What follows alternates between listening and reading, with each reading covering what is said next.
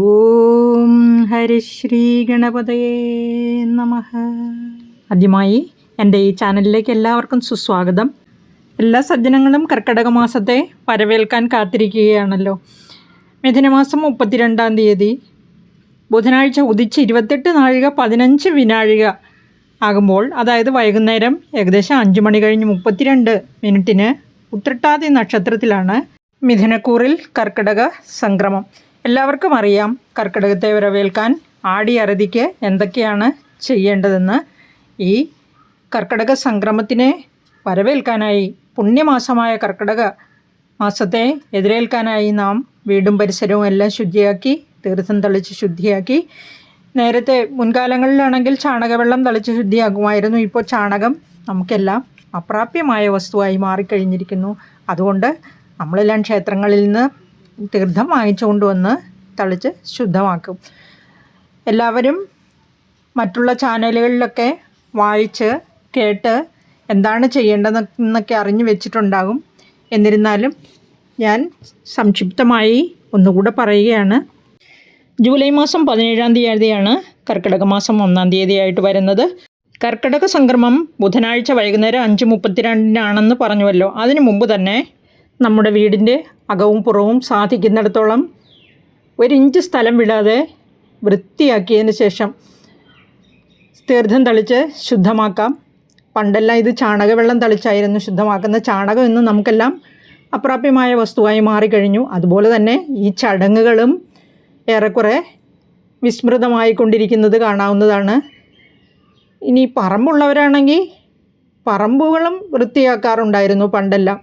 എല്ലാം അടിച്ചു കൂട്ടി വാരി ഒരു പൊട്ടക്കലത്തിലോ അല്ലെങ്കിൽ കീറിയ മുറം പായ ഇതിലൊക്കെ ചുറ്റിക്കെട്ടി ഉപയോഗശൂന്യമായ എല്ലാ വസ്തുക്കളും ഒരുമിച്ച് കൂട്ടിക്കെട്ടിയിട്ട് അത് കുട്ടയിലോ മറ്റോ എടുത്ത് അതിനകത്തൊരു പച്ചത്തിരി കത്തിച്ച് വെക്കും. പച്ചത്തിരി എന്ന് ഉദ്ദേശിച്ചത് എണ്ണ പറ്റിക്കാത്ത ഒരു തുണി കത്തിച്ച് വെക്കും. നമ്മൾ ഈ വീട്ടിലുള്ള ഉപയോഗശൂന്യമായ വസ്തുക്കളെല്ലാം വാരി കൂട്ടി വെച്ചിരിക്കുന്ന പൊട്ടക്കലമോ പഴയ മുറമോ പായൊക്കെ ഉണ്ട്. അതിനകത്തുള്ള വസ്തുക്കളിലേക്ക് ഈ പച്ചത്തിരിയിൽ നിന്ന് തീ പടർന്ന് കയറി ആളി കത്താൻ തുടങ്ങും. കത്തിക്കാനായി പഴയ തഴപ്പായോ പുൽപ്പായോ ഒന്നും നമ്മുടെ വീടുകളിൽ ഇന്നില്ല. അശ്രീകരത്തിൻ്റെ പ്രതീകമായിട്ടാണ് ഈ പഴയ വസ്തുക്കളെല്ലാം, അതായത് കീറിയ പായ, ഉപയോഗശൂന്യമായ മുറം, അതുപോലെ തന്നെ മറ്റുള്ള ഉപയോഗശൂന്യമായ വസ്തുക്കൾ, ഇതെല്ലാമാണ് നമ്മൾ വീട്ടിൽ നിന്ന് കൊണ്ടുപോയി ഉപേക്ഷിക്കുന്നത്. ജ്യേഷ്ഠ ഭഗവതിയാണ് ഈ അശ്രീകരം. ചേട്ടയെ കളയൽ എന്നാണ് ഈ ചടങ്ങിൻ്റെ പേര്. പൊട്ടിയ കളയൽ നിന്നും ചില സ്ഥലങ്ങളിൽ പറഞ്ഞു കേൾക്കാറുണ്ട്. അതായത് പ്രാദേശിക ഭാഷ പ്രയോഗമാണത്. ഈ യാത്രയിൽ ഫാ, ഫൂ, ചേട്ടാ ഭഗവതി പുറത്ത്, ശ്രീ ഭഗവതി അകത്ത് എന്നിങ്ങനെ ആർത്ത് വിളിച്ചുകൊണ്ട് നമ്മുടെ പുറകെ കുട്ടികളും കാണും. അങ്ങനെ പറമ്പിൻ്റെ ഒരു കോണിൽ കൊണ്ടുപോയിട്ട് കത്തിക്കും. പണ്ട് ഹൈ ക്ലാസ് ഫാമിലിയിലൊക്കെ ആണെങ്കിൽ ജോലിക്കാരും ആശ്രിതരൊക്കെ കാണുമല്ലോ, അവരാണിത് ചെയ്യുക. അത് ചെയ്തിട്ട് വരുമ്പോൾ അവർക്ക് കുളിക്കാൻ എണ്ണയും സോപ്പും കൊടുക്കുക, അതുപോലെ കോടിമുണ്ട് കൊടുക്കുക, അങ്ങനെയുള്ള ചടങ്ങുകളൊക്കെ ഉണ്ടായിരുന്നു. വീട്ടിലുള്ള ഏതെങ്കിലും മുതിർന്ന കാരണവത്യോ കാരണവരോ ഒക്കെ ആയിരിക്കും ഈ പ്രവൃത്തി ചെയ്യുന്നതും. ഇന്നത്തെ കാലത്ത് കൂട്ടുകുടുംബവുമില്ല, അണുകുടുംബങ്ങളിൽ തന്നെ ഈ വക ചടങ്ങുകളൊന്നും കാണാൻ സാധിക്കാറില്ല. എന്നിരുന്നാൽ തന്നെയും അണുകുടുംബങ്ങളാണെങ്കിലും നമുക്കെല്ലാവർക്കും നമ്മുടെ വീടുകളും ശുദ്ധിയാക്കി കർക്കിടക മാസത്തെ വരവേൽക്കാൻ തയ്യാറായിരിക്കാം. പുണ്യമാസമായ കർക്കിടകം ഹിന്ദുക്കൾക്ക് മാത്രമല്ല, എല്ലാ സമുദായത്തിൽപ്പെട്ട ആളുകൾക്കും വളരെ പ്രാധാന്യമുള്ള ഒന്നാണ്.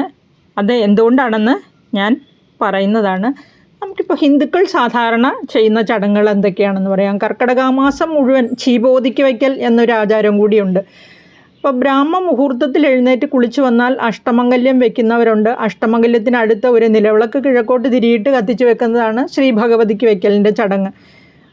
പിന്നെ അതിൻ്റെ കൂടെ തന്നെ ഒരു കിണ്ടിയിൽ ആ വെള്ളത്തിനോടൊപ്പം ഒരു തുളസി ഇലയോ അല്ലെങ്കിൽ ഏതെങ്കിലും ഒരു ഉത്തമ പുഷ്പമോ വയ്ക്കാറുണ്ട്.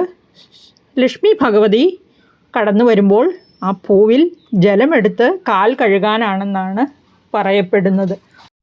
അങ്ങനെ എല്ലാ ദിവസവും ശിവോതിക്ക് വയ്ക്കൽ എന്ന ചടങ്ങുണ്ട്. ശിവോതി എന്ന് പറഞ്ഞാൽ ശ്രീ ഭഗവതി ലോപിച്ചാണ് ശിവോതി ആയത്. അപ്പോൾ ശ്രീ ഭഗവതിക്ക് വയ്ക്കുകയാണ് നമ്മൾ ചെയ്യുന്നത്.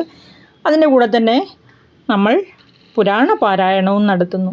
പുരാണ പാരായണം എന്നുദ്ദേശിച്ചത് മിക്കവാറും എല്ലാ ഭവനങ്ങളിലും തന്നെ തുഞ്ചത്ത് എഴുത്തച്ഛൻ എഴുതിയ അധ്യാത്മരാമായണം തന്നെയാണ് വായിക്കുന്നത്.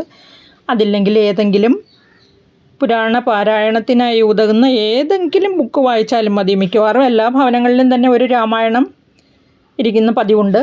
അതുകൊണ്ട് അത് തന്നെ വായിക്കുന്നതാണ് ഏറ്റവും ഉത്തമം. ഭഗവാൻ ശ്രീരാമൻ്റെ കഥയാണല്ലോ രാമായണം. ഇനി അതുകൂടാതെ കർക്കിടക മാസത്തിൽ നാം ചെയ്തുകൊണ്ടിരുന്ന പ്രവൃത്തി, അതായത് പണ്ട് കാലങ്ങളിലൊക്കെ വെള്ളിയാഴ്ചയും ചൊവ്വാഴ്ചയും വ്രതം നോക്കും. അതുപോലെ തന്നെ പച്ചില കറികൾ ഉപയോഗിക്കും.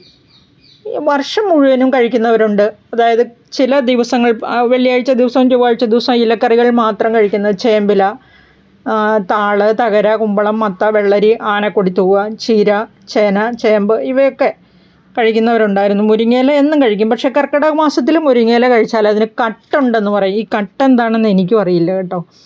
അതായത് അറിയാവുന്നവർ കമൻറ്റ് ബോക്സിലൊന്ന് ഇട്ടാൽ മതി. അതിനെക്കുറിച്ച് ഞാൻ കൂടുതൽ ഗൗനിച്ചില്ല എന്ന് പറയുന്നതാണ് സത്യം. അക്കാലത്ത് നമുക്കറിയാം ഇന്നത്തെ പോലെ വിദ്യാഭ്യാസമുള്ളവർ കുറവാണ്. എന്തായിരുന്നാലും എല്ലാ ആളുകളും തന്നെ ആരോഗ്യത്തിന് വളരെയധികം ഉത്തമമായ വേണ്ടുവോളം ഭക്ഷിച്ചിരുന്നു. മുൻകാലങ്ങളിൽ നമുക്ക് സുലഭമായിരുന്ന വസ്തുക്കളായിരുന്നു നമ്മുടെ ഭക്ഷ്യവസ്തുക്കൾ. അതായത് ചക്കയുള്ള സീസണിൽ ചക്ക, കപ്പയുള്ള സീസണിൽ കപ്പ. അതുപോലെ പറമ്പുണ്ടായിരുന്നു. പറമ്പിൽ വാഴ, കപ്പ, ചേന, ചേമ്പ്, മത്തങ്ങ, അങ്ങനെ എല്ലാ തരം പച്ചക്കറികളും അതുപോലെ കിഴങ്ങ് വർഗ്ഗങ്ങളും എല്ലാം സുലഭമായിരുന്നു. അത് ആവശ്യത്തിലധികമുള്ളത് നാം പിന്നത്തേക്ക് ഉണക്കി സൂക്ഷിക്കാറുണ്ടായിരുന്നു. അതായത് സംസ്കരിച്ച് സൂക്ഷിച്ച് വെക്കും കാലവർഷം വരുമ്പോൾ കഴിക്കാനായിട്ട്. അതുപോലെ ആ സമയോചിതമായിട്ട് കിട്ടുന്ന, കാലാനുസൃതമായിട്ട് കിട്ടുന്ന വസ്തുക്കളാണ് വീടുകളിലധികവും പാകം ചെയ്തിരുന്നത്. ഇന്ന് നമ്മളെല്ലാവരും തന്നെ പുറത്തുനിന്ന് മലക്കറികളും മറ്റു ഭക്ഷ്യവസ്തുക്കളും വാങ്ങിക്കുന്നതാണ് ശീലം, ഇല്ലേ? അപ്പോൾ ഈ ഇലക്കറികൾക്കുള്ള പ്രാധാന്യം അന്ന് മുതലേ എല്ലാവർക്കും അറിയാം. ആഴ്ചയിൽ 2 ദിവസം എന്നുള്ളത് കൊടിയാഴ്ചകളല്ലെങ്കിലും കഴിക്കാൻ സാധിച്ചാൽ പുണ്യം. ഇലക്കറികൾ ഭക്ഷിക്കുന്ന പതിവ് പഴഞ്ചനായിപ്പോയി, അല്ലേ? അത് അന്ധവിശ്വാസമായി, പ്രാകൃതമായ ആചാരമായി. അങ്ങനെ തോന്നുന്നവരും തോന്നിപ്പിക്കുന്നവരുമുണ്ട്. പാശ്ചാത്യ ആ സംസ്കാരം നമ്മളെ വളരെയധികം സ്വാധീനിച്ചിട്ടുണ്ടെന്നുള്ളതിൻ്റെ ഏറ്റവും വലിയ ഉദാഹരണമാണ് ഇന്നത്തെ വസ്ത്രധാരണ രീതി. കേരളീയ സംസ്കാരം തന്നെ മാറി നിൽക്കുന്ന ഒരു തലത്തിലേക്ക് എത്തി നമ്മുടെ വസ്ത്രധാരണ രീതി. സാരി ഉടുക്കുന്നതൊക്കെ ശ്രദ്ധിച്ചാൽ മതി. നമുക്ക് അതിലേക്കൊന്നും കടക്കണ്ട. നമുക്ക് നമ്മുടെ കർക്കിടക മാസത്തിലേക്ക് തന്നെ തിരിച്ചു വരാം. പച്ചക്കറികൾ വളരെയധികം വിലയേറിയ ഒരു വസ്തുവായി മാറിയിരിക്കുകയാണ്. ആഴ്ചയിൽ 2 ദിവസം സൗജന്യമായിട്ട് നമ്മൾ കഴിച്ചുകൊണ്ടിരുന്ന ഇലക്കറികളൊക്കെ ഇന്നൊക്കെ നല്ല വില കൊടുത്താണ് നമ്മൾ വാങ്ങിച്ച് കഴിക്കുന്നത്. മാംസഭുക്കുകൾ പോലും കഴിക്കാൻ ആഗ്രഹിക്കുന്ന വസ്തുക്കളാണ് ആരോഗ്യത്തിന് അതീവ ഗുണകരമായ പച്ചക്കറികളും അതുപോലെ ഇലക്കറികളും. എന്നാലും ആഴ്ചയിൽ 1 ദിവസമെങ്കിലും കഴിക്കാൻ നമുക്കെല്ലാം ശ്രദ്ധിക്കാമല്ലോ. അപ്പോൾ ഈ കർക്കിടക മാസത്തിൽ പണ്ടെല്ലാം പത്തില എന്ന് പറയുന്ന 10 തരം പച്ചിലകൾ നമ്മൾ കറി വെച്ച് കഴിക്കാറുണ്ട്. അതൊരു ചടങ്ങായിട്ടാണ്. ആ 30 വെള്ളിയാഴ്ച ദിവസവും ചൊവ്വാഴ്ച ദിവസവും, 30 വെള്ളിയാഴ്ച എന്ന് പറഞ്ഞാൽ കർക്കിടക മാസത്തിലെ ആദ്യത്തെ വെള്ളിയാഴ്ച 30 വെള്ളിയാഴ്ച, 30 ചൊവ്വാഴ്ച എന്ന് പറഞ്ഞാൽ ആദ്യത്തെ ചൊവ്വ. പത്തില വയ്ക്കൽ എന്ന് പറഞ്ഞൊരു ചടങ്ങുണ്ടായിരുന്നു. നെയ്യുണ്ണി, താള്, തകര, കുമ്പളം, മത്ത, വെള്ളരി, ആനക്കൊടിത്തു, വജീര, ചേന, ചേമ്പിവ പത്തില. ഇങ്ങനെയാണ് ഒരു ശ്ലോകം പോലെയാണ് ഇത്. നമുക്ക് ഓർത്തു വയ്ക്കാവുന്നതാണ് ഈ പത്തിലകളെ. ഇപ്പോൾ മഴക്കാലമാണ്. ഈ പറഞ്ഞ ഇലകളെല്ലാം എവിടെ നോക്കിയാലും സുലഭമായിരുന്നു. ഇവയും ഇന്ന് ദൗർലഭ്യമുള്ള വസ്തുവായി മാറിക്കഴിഞ്ഞു. പക്ഷേ കഴിയുന്നിടത്തോളം നമുക്കിത് കഴിക്കാവുന്നതാണ്. സൗജന്യമായി കിട്ടുന്ന വസ്തുക്കളായിരുന്നു ഇതെല്ലാം, അല്ലേ? അപ്പോൾ കിട്ടുന്ന പച്ചക്കറികളെല്ലാം നമുക്ക് പത്തിലകൾ കിട്ടിയില്ലെങ്കിലും കിട്ടുന്ന ഇലകൾ ഭക്ഷിക്കാൻ ശ്രമിക്കാം. അതുപോലെ തന്നെ മാംസാഹാരം ഭക്ഷിക്കാതിരിക്കുക. രാമായണം വായിക്കുന്നത് കൊണ്ട് തന്നെ പച്ചിലകൾ മാത്രം അല്ലെങ്കിൽ പച്ചക്കറികൾ മാത്രം കൂട്ടി ഭക്ഷണം കഴിക്കാൻ ശ്രദ്ധിക്കുക. ഇത് നമ്മുടെ ആരോഗ്യത്തിനും വളരെയധികം ഉത്തമമാണ്. ആചാരത്തെ സംരക്ഷിക്കാനും പിന്തുടരാനും ഉത്തമമാണ്, അല്ലേ? അപ്പം നമ്മളെ കണ്ട് നമ്മുടെ വരും തലമുറയും ഇത് പിന്തുടർന്നു വരും എന്ന് നമുക്ക് പ്രത്യാശിക്കാം. സാധാരണ നമ്മൾ അനുശാസിക്കുന്ന എല്ലാം നിയമങ്ങളും തന്നെ പിന്തുടരുന്നവരാണ്, അല്ലേ? ഇനി കർക്കിടക മാസത്തിൽ കനകപ്പൊടി സേവിക്കൽ എന്നൊരു ചടങ്ങുണ്ടായിരുന്നു. അത് കനകപ്പൊടി എന്ന് ഉദ്ദേശിക്കുന്നത് ഉണക്കലരിയുടെ തവിടിനെയാണ്. ആ തവിട് വെച്ച് ദോശയാക്കിയോ അല്ലെങ്കിൽ അട ചുട്ടോ കഴിക്കുന്ന ഒരു സമ്പ്രദായമായിരുന്നു ഇത്. വൈറ്റമിൻ ബി ധാരാളമുണ്ട്, ബിയും ബിയുടെ മറ്റ് പിരിവുകളും. അപ്പോൾ B1, B2, B12, തയാമിൻ, തയാസിൻ, ഇങ്ങനെ അവയെല്ലാം സുലഭമായിട്ട് അടങ്ങിയിട്ടുള്ള ഒരു വസ്തുവാണ് ഉണക്കലരിയുടെ തവിട്. പച്ചില പോലെ തന്നെ പ്രാധാന്യമുള്ള ഈ ഉണക്കത്തവിടിനെ ദോശയാക്കിയോ അടയാക്കിയോ ഒക്കെ വെറും വയറ്റിൽ ഭക്ഷിക്കുന്ന ആചാരമാണ് കനകപ്പൊടി സേവിക്കൽ എന്ന് പറഞ്ഞിരിക്കുന്നത്. ഇന്ന് അത്രമാത്രം സുലഭമൊന്നുമല്ല ഈ ഉണക്കത്തവിട് കിട്ടുക എന്നുള്ളത്. എന്നിരുന്നാലും മാർക്കറ്റിൽ കിട്ടുന്ന വസ്തു തന്നെയാണിതും. ഇത് ഒന്നും ബൾക്കായിട്ട് വാങ്ങിക്കാനൊന്നും പറ്റില്ല. ചില പ്രത്യേക കടകളിൽ മാത്രമേ ഇതെല്ലാം ലഭിക്കാറുള്ളൂ. നമുക്കറിയാം, ഭക്ഷണക്രമത്തിൽ തന്നെ വളരെയധികം മാറ്റങ്ങൾ ഇന്നുണ്ടായിട്ടുണ്ട്. പലരും പഴയ ആചാരങ്ങളിലേക്കും പഴയ ഭക്ഷണക്രമത്തിലേക്കും ഒക്കെ മാറിക്കൊണ്ടിരിക്കുകയാണ്. ആരോഗ്യത്തിലൊക്കെ എല്ലാവർക്കും തന്നെ വളരെയധികം ശ്രദ്ധയുണ്ട്. അതുപോലെ തന്നെ കർക്കിടക മാസത്തിൽ ഔഷധക്കഞ്ഞി സേവിക്കാറുണ്ട് എല്ലാവരും. ഒരു നേരം ഔഷധക്കഞ്ഞി കുടിക്കുക, വെറും വയറ്റിൽ കുടിച്ചാൽ അത്രയും നല്ലത്. അതും മാർക്കറ്റിൽ ഇന്ന് സുലഭമായിട്ട് ലഭിക്കുന്ന വസ്തുവാണ്. എന്തിനാണ് ഈ ഔഷധ സേവ? ചെറിയ തോതിലുള്ള വിഷാംശം പശുവിൻ നെയ്യ് ചേർത്ത് അകത്തേക്ക് കഴിക്കുമ്പോൾ നെയ്യിൻ്റെ ആവരണം നമ്മുടെ ആന്തരിക അവയവങ്ങളെല്ലാം കേടുകൂടാതെ സംരക്ഷിക്കുന്നു.